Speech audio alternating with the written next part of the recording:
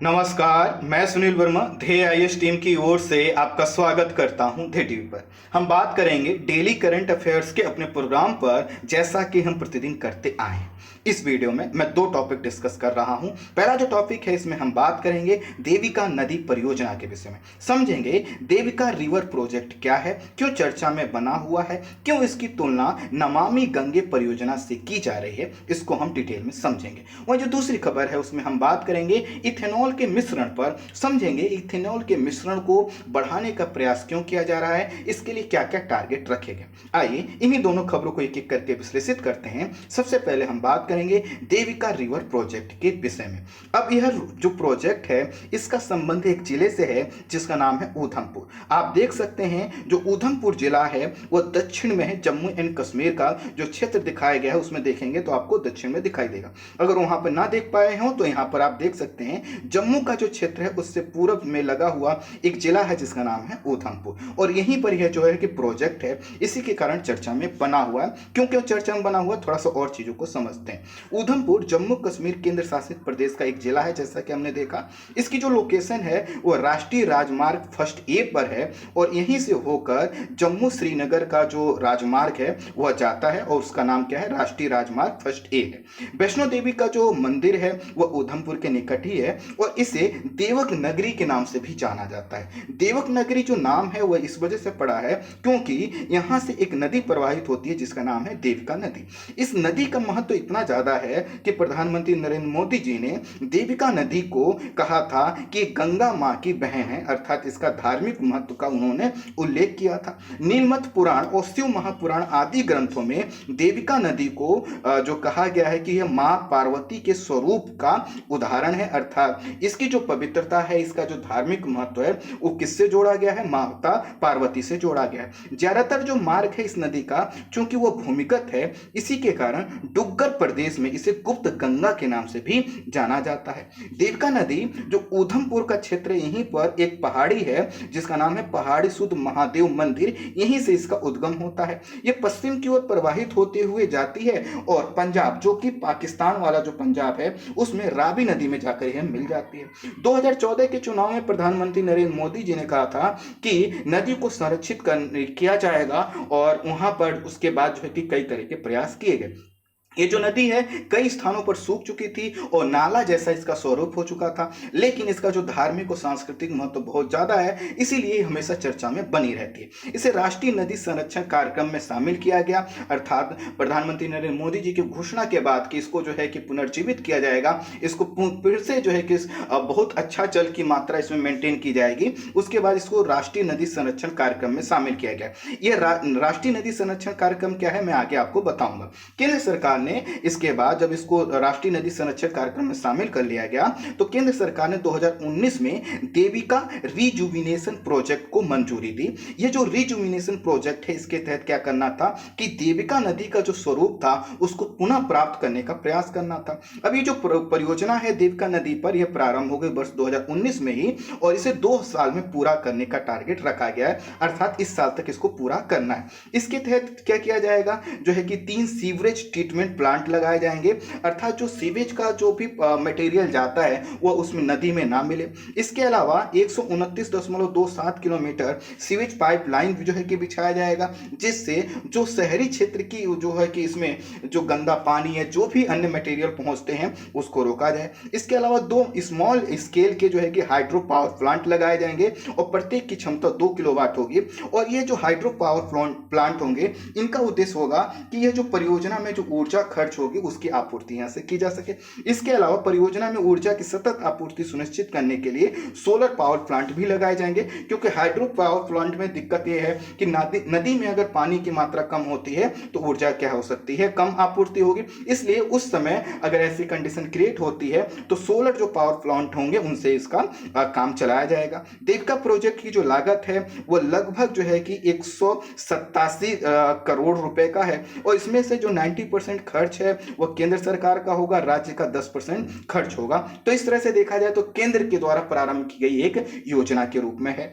नदी के दोनों तरफ शमशान घाट बनाए जाएंगे, जिससे यहाँ पर जो भी लोग दफनाने लाते हैं या अंतिम संस्कार करने लाते हैं उनको सही से उसको किया जा सके, और नदी में जो है कि अपशिष्ट ना फेंका जाए या किसी अन्य तरह की चीजें, जैसे जब भी शमशान गृह पे जाते हैं तो फूल माला लोग फेंक देते हैं, उस तरह की चीजों को यहाँ पे ना फेंका जाए।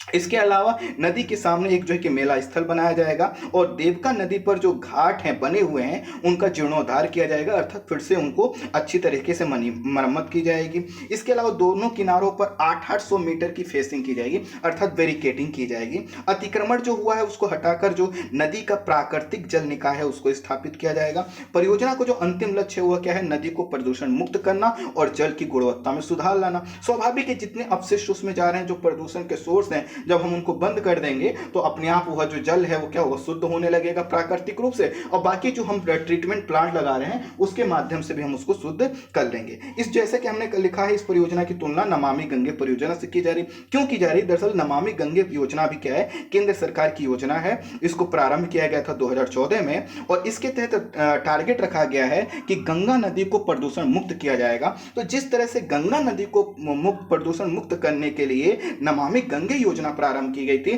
ठीक इसी तरह से इस नदी के संदर्भ में भी योजना इसी रूप में आगे बढ़ रही है। इसमें भी खर्च जो है कि केंद्र सरकार ही वहन कर रहा है। इस जो गंगा नदी नमामि गंगे परियोजना है, इसको जो क्रियान्वित किया जाता है केंद्रीय जल संसाधन, नदी विकास और गंगा कायाकल्प मंत्रालय के द्वारा, और इसको विश्व बैंक से भी सहयोग और फंड प्राप्त होता है। तो आने वाले समय में जो है कि देविका नदी को भी ऐसा जो है कि फंड मिल सकता है। इसके अलावा हमने जो नदी था उसके संदर्भ में जिक्र किया था कि उसको राष्ट्रीय नदी संरक्षण योजना का भाग बनाया गया है। इस योजना के तहत क्या होता है कि दरअसल जो नदी में जो प्रदूषण के स्रोत हैं उनको बंद किया जाता है। नदियों के हर क्षेत्र में जहां जहां पर किसी भी तरह से कोई सोर्स उसमें प्रदूषण का कारक बन सकता है, चाहे वो आर्थिक कारण हो जैसे कृषि कार्य करना, या फिर जो है कि वहां से यातायात का आना, या फिर जो धार्मिक और सांस्कृतिक कारण को, उन सभी को रोकने का प्रयास किया जाता है। राष्ट्रीय नदी संरक्षण योजना को प्रारंभ किया गया था 1995 में। इसका जो पूरा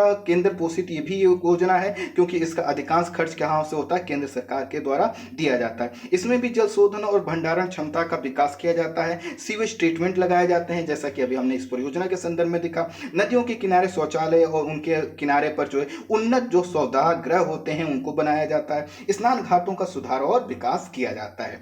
अब दरअसल यह है क्या कि इसमें इस समय पर जो है कि अगर हम देखें तो काफी ज्यादा यहाँ पर चर्चा इस वजह से हो रही है क्योंकि इसका जो है कि उद्घाटन होना है, और इसके संदर्भ में फीडबैक लोगों से मांगे गए हैं, आमंत्रित मांगे गए हैं, लोगों से सुझाव मांगे गए हैं कि आखिर और क्या क्या करके हम इस जो है कि परियोजना को और अच्छा कर सकते हैं। तो उसके संदर्भ में ही जो कि नदी परियोजना चर्चा में बनी हुई है, क्योंकि आइए आपके सिलेबस का पार्ट बन सकती है। आपको पता है कि जब से जो है कि जम्मू कश्मीर और लद्दाख को अलग अलग किया गया है उस समय से इस यहां से प्रश्न आने की टेंडेंसी बनी हुई है। इसके वजह से टॉपिक आपके लिए काफी महत्वपूर्ण हो सकता है। जो दूसरा टॉपिक है उसमें हम बात करेंगे इथेनॉल के मिश्रण पर। आपको याद हो तो अभी कुछ समय पहले ही आप लोगों ने क्या किया, विश्व पर्यावरण दिवस मनाया 5 जून को, और इसी के दौरान जो है कि भारत के प्रधानमंत्री श्री नरेंद्र मोदी जी ने घोषणा की कि अब हम क्या करेंगे कि जो है कि 2030 तक पेट्रोल में 20% एथेनॉल मिलाने का हम टारगेट रखेंगे।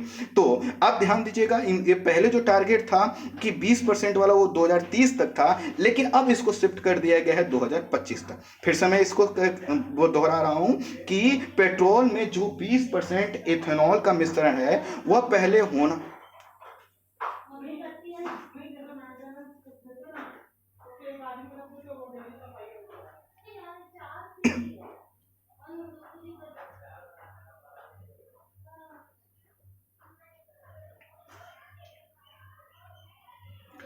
अब हम बात करेंगे अपने दूसरे टॉपिक पे जो एथेनॉल से जुड़ा हुआ है। तो अभी कुछ समय पहले आपने क्या किया, विश्व पर्यावरण दिवस मनाया 5 जून को, और इस दौरान जो है कि भारत के प्रधानमंत्री जी के द्वारा एक घोषणा की गई। घोषणा यह की गई कि जो पेट्रोल में अब हम एथेनॉल जो मिलाते हैं इसको क्या किया जाएगा, 2025 तक 20% इथेनॉल मिलाया जाएगा। अर्थात अगर आप 1 लीटर जो है कि पेट्रोल लेंगे तो 2025 तक उसमें 20% क्या होगा, एथेनॉल होगा। ये जो 20% एथेनॉल है इसको 2025 तक में लाने का टारगेट रखा गया है, जबकि पहले क्या था कि 2030 तक हमको क्या करना था, 20% एथेनॉल का मिश्रण करना था, जिसको अब 5 वर्ष पहले करने का टारगेट रखा गया।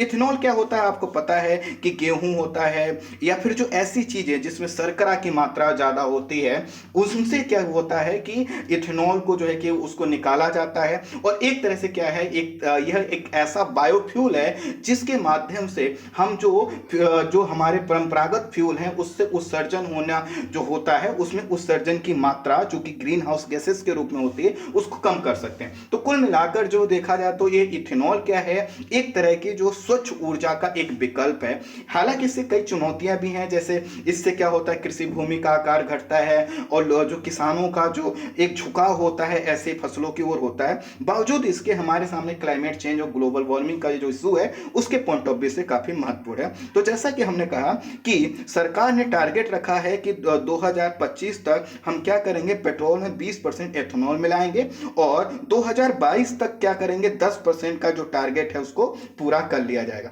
इस समय अगर देखा जाए तो लगभग हम लोग 8.5% एथेनॉल मिला पा रहे हैं। लगभग अभी हमें क्या करना है, 11.5% जो है जो इसमें और ऐड करना है। काफी बड़ा कार्य है लेकिन हम लोग इसको कर सकते हैं। जैसे कि अगर देखा जाए तो 2014 में हम लोग जो इथेनॉल का मिश्रण करते थे वो 1% से लेकर 1.5% तक था, अर्थात 1 से 1.5% ही हम इथेनॉल मिलाते थे। लेकिन अब तेजी से चीजें बढ़ रही हैं, तो उम्मीद की जा सकती है कि हम लोग 2025 तक ये 20% का जो टारगेट है उसको प्राप्त कर सकते हैं।